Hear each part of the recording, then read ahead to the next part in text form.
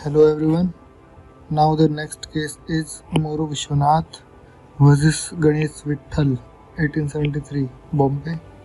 So the family structure in this case is there was a person Uddhav who was the last owner, last holder of the property, and after him there was a guy who sued, which is plaintiff. Plaintiff ने यहाँ पर क्या किया? He demanded the separation. Okay, he was like the fourth from the lineage from this Uddhav. Okay, he demanded the separation from the Uddhav. So plaintiff ने जो partition claim किया, तो कुछ defendants ने उनको admit किया, कुछ ने उसे oppose किया. जो ground थे oppose करने के वो थे improper valuation, limitation. Okay, और इसके साथ साथ ये कहा था कि जो ये सेपरेशन में 50 साल तक ये सेपरेशन में थी, मतलब ये वाली branch there was like not this. इसमें ये मिस्टर उद्धव थे, ठीक है. There was 1 branch, 2 branch, 3 branch, और इस ब्रांच में फिफ्थ पोजीशन पे ये था, तो ये वाली ब्रांच 50 ईयर्स के लिए सेपरेशन पे थी. It was like that. Okay, तो इसमें जो हमारे जज थे वो थे वेस्ट, जस्टिस वेस्ट. सो इसमें जो कंटेंशन आई थी पहली थी कि जो डिस्ट्रीब्यूशन होना चाहिए, ठीक है, जो डिस्ट्रीब्यूशन होता है प्रॉपर्टी का वो अप टू थर्ड होता है, मतलब जो राइट होता है वो थर्ड तक जाता है from the common ancestor. Okay, और फोर्थ स्टेज पर ही ख़त्म हो जाता है, ठीक है. Like we have already studied, अगर A is the owner then his son and grandson and his great grandson, अगर ऐसा है, ठीक है, तो यहाँ तक ही क्या होगा, यहाँ तक क्या होगा, ये जो है ये डिमांड कर सकते हैं व्हाट सेपरेशन, और दे can demand there part on because they hold the right from the birth. So okay, उसके बाद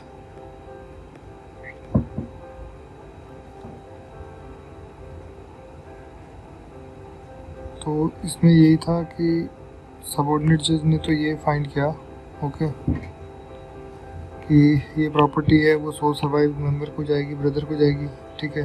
देयर वर 2 ब्रदर्स, उद्धव के 2 ब्रांचेस बन गई, तो उसमें जो सोल सर्वाइविंग था this person was sole surviving, और उसके बाद 5th जनरेशन में जो था प्लेंटिव था, उसके बाद वो प्लेंटिव है, ठीक है. तो he was sole surviving, so he was just having the right on the property. Okay,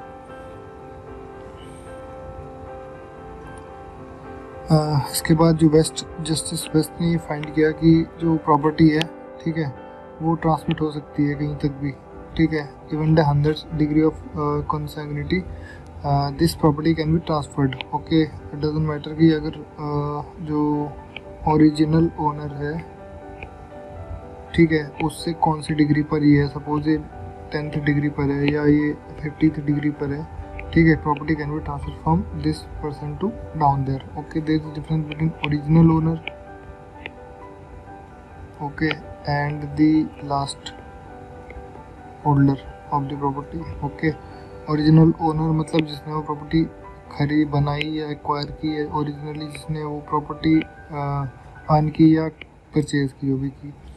और जो लास्ट होल्डर है दैट मीन दैट वो जो प्रॉपर्टी है सपोज एक्स से वाई पर गई, वाई से जेड पर गई, ठीक है, एंड एक्स वाई डेड, तो X Y are dead, so Z is the last holder of this property. So जो प्रॉपर्टी है वो लास्ट होल्डर जो ओरिजिनल ओनर से वो 100 डिग्री तक भी ट्रांसफर हो सकती है, there is no doubt about it. Okay, okay, और जब आप डिमांड करोगे सेपरेशन या अपना मतलब कि पार्टीशन अगर डिमांड करोगे तो वो 4th डिग्री तक होगा लास्ट होल्डर से. ओके, तो ये तो थी जस्टिस वेस्ट की फाइंडिंग. उसके बाद जो है ये नाना भाई हरिदास जस्टिस थे, इन्होंने क्या फाइंड किया, इन्होंने देखा कि जो इशू इन्होंने एड्रेस किया हुआ था पहला, कि पहले जो ये क्लेम है प्लेंटिफ का, ठीक है, वो लॉ ऑफ लिमिटेशन से बाहर होता है या नहीं होता. दूसरा था whether the plaintiff can demand partition being part of undivided family, अगर कोई अनडिवाइडेड फैमिली का पार्ट है, देयर इज अनडिवाइडेड फैमिली. हमने पिछले वाली जो केस लॉ में देखा था कि there is difference between undivided family and coparcenary. Okay, undivided family can be undivided family is a wider term and coparcenary is a narrower term within the Hindu undivided और joint family. Okay, तो क्या अगर कोई undivided family से अगर कोई person है, ठीक है, can he claim the partition.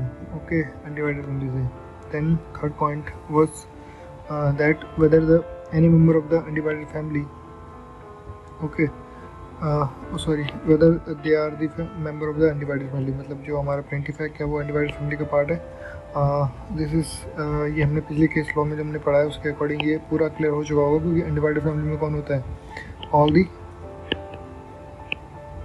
Union member, okay, जो कि मतलब एक ही ब्लड लाइन से अगर कोई आ रहे हैं और उनका एक कॉमन मिल एंसेस्टर है, तो they are the member of the undivided family. Undivided family includes the women and daughters, wives and daughters, okay, and other like ancient text के according जो है वो female slaves भी होती हैं, but in this case we are not considering them, but still the undivided family, they are the part of the undivided family.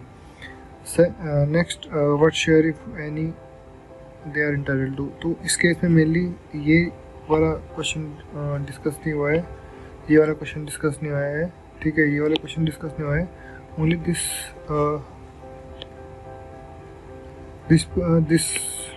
Question is discussed. Okay, तो law of डिमिशन में simply ये बताएगा कि okay, law of limitation इनको बाहर नहीं करता है, they can demand because they are member of the same family. Okay, plenty में dependent are the a member of the same family. Okay, Hindu joint family, they are part of the Hindu joint family, so the law of limitation, matlab they are not outside of this family, so this law of limitation does not limit the plaintiff from just filing a suit. Okay, second, okay, अब question number 2 था whether this plaintiff is entitled to sue for the defendant for the partition. Okay, partition के लिए क्या इसमें सू किया जा सकता है, मतलब पार्टीशन मांगा जा सकता है इसमें. तो देखो, इसमें जो हमारा प्लेंटिफ है ही इज़ फिफ्थ. ओके, इसमें फोर्थ है लेकिन इसमें फिफ्थ होना चाहिए. Fifth was the plaintiff. Okay, the plaintiff was fifth in this line. Okay, तो वो जो फिफ्थ है we have seen from many text, like इसमें भी डिस्कस हुआ है इस बारे में कि ओके, फिफ्थ है वो रिमोटर डिसेंडेंट होते हैं. Okay, they are the remoter descendant. Okay, and fourth are the near descendant. Okay, तो जो नियर डिसेंडेंट है, ठीक है, उसकी क्लेम को ज़्यादा तवज्जो दी जाएगी या उसकी क्लेम को ज़्यादा इंडोर्स किया जाएगा. ठीक है, so since fifth is not को पार्सन, हमने देखा कि जो को पार्सन है फोर्थ डिग्री तक रिलेटेड, फोर्थ डिग्री तक क्या होती है, मतलब अप्लाई होती है. अब हम देखते हैं वाई को parcenary is limited to fourth degree only. So इसका रीज़न था, इसके रीज़न के लिए उन्होंने एंशिएंट टेक्स्ट को रेफर किया था. ठीक है, तो इसमें उन्होंने सिंपली ये रीज़न दिया था कि पार्टीशन का जो लॉ है, ठीक है, वो इनसेपरेबली कनेक्टेड है किससे, इनहेरिटेंस के लॉ से. ओके, कि इनहेरिटेंस कैसे जाएगी. ओके, और ये जो इनहेरिटेंस और जो पार्टीशन है, they both are connected to the spiritual belief. Okay, वो स्पिरिचुअल बिलीफ से डीपली कनेक्टेड है. They drive their source from the spiritual beliefs. Okay, तो इसका रीज़न जो है, पहला रीज़न ये है कि फ्यूनरल केक की ऑफरिंग. तो मनु ने अपने जो उनका टेक्स्ट था, ओके, उसमें चैप्टर 9 है, उसका 186 जो पहला है उसमें लिखा है fifth have no concern with the funeral cake. तो फिफ्थ जो है वो फ्यूनरल केक से उसका कोई कंसर्न नहीं है. ठीक है, कुल्लक ने अपनी कमेंट्री में कहा था, हिंदू टेक्स्ट की, उसने कहा कि जो फिफ्थ है ना वो फोर्थ के रहते हुए, फोर्थ की लाइफ टाइम में, ठीक है, इनहेरिटेंस के लिए क्या नहीं कर, इनहेरिटेंस नहीं कर सकता, इनहेरिटेंस क्लेम नहीं कर सकता. ओके, ऐसी तरह जो नंद अंदिता था, नंद अंदिता में लिखा है. ओके, जो फोर्थ तक होते हैं उन्हें ही कुल्य में माना जाता है, यानी कि कुलिया जो जो जो कुल में जो फोर्थ तक होते हैं उनको सपिंड माना जाता है, ठीक है। They are sapinda, they can offer sapind. इसी प्रकार अपरक ने जो टेक्स्ट दिया था उसको इंटरप्रेट किया था कोलब्रुक ने, ओके। उसने कहा था कि जो फोर्थ के बाद है ना, ठीक है, वो पिंड की रिलेशनशिप सीज हो जाती है, ठीक है। It is limited only to fourth degree, okay. After that it cease, okay. तो इसी तरह बाकी टेक्स्ट भी थे, ठीक है। सिमिलरली दिस व्यवहार माधव, उसमें भी यही लिखा था कि जो डिवीज़न है प्रॉपर्टी का वो फोर्थ पर नहीं होता है, ओके।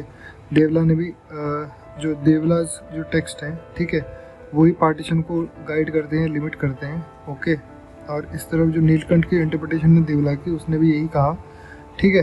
उसने कहा कि जो को पार्टनर है, okay, there are two type of co partners, first are undivided, okay, and दूसरा है reunited, okay. If they are undivided co partner, ठीक है, they can demand up to 7th, because हमने सेम 1 में जो था सपिंड का कॉन्सेप्ट पढ़ा था हिंदू मैरिज एक्ट में, उसमें कहा था कि जो सपिंड है ना, that is from the father side up extend up to 7th degree, okay. It extend up to 7th degree and from the mother side it extend up to 4th degree, okay. So this so according to this Neelkanth interpretation, it is clear that in the case of undivided Hindu family, the 7th degree is called sapinda, okay। तो इसके हिसाब से, ठीक है, discussing above all above the like the ancient text of Manu and Kulluka और नंद अंदिता और अपरक की जो ये सारी टेक्स्ट हैं, इनको एनालाइज करने के बाद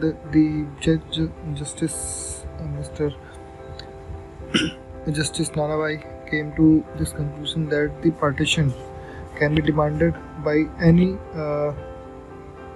descendant of the original owner के कोई भी डिसेंडेंट है वो क्या कर सकता है, पार्टीशन डिमांड कर सकता है, लेकिन जो है 4th डिग्री से आगे नहीं, ओके। लास्ट होल्डर, अगर लास्ट जो होल्डर है, last owner of the property है, होल्डर कहना चाहिए नॉट ओनर, उसकी 4th डिग्री तक ही डिमांड कर सकता है। डिमांड कोई भी सकता है, लेकिन ये लिमिट होता है सिर्फ 4th degree of the last holder, okay. तो इसमें जो मेन जो पॉइंट इसमें ड्राइव हो के आया है, ठीक है, वो ये है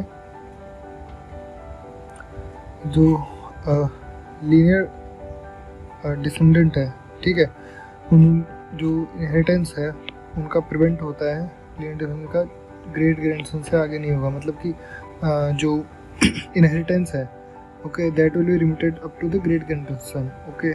मतलब ऐसा इनहेरिटेंस नहीं, मतलब जो मतलब जिसका राइट बाय बर्थ हो, okay. That's it. Thank you.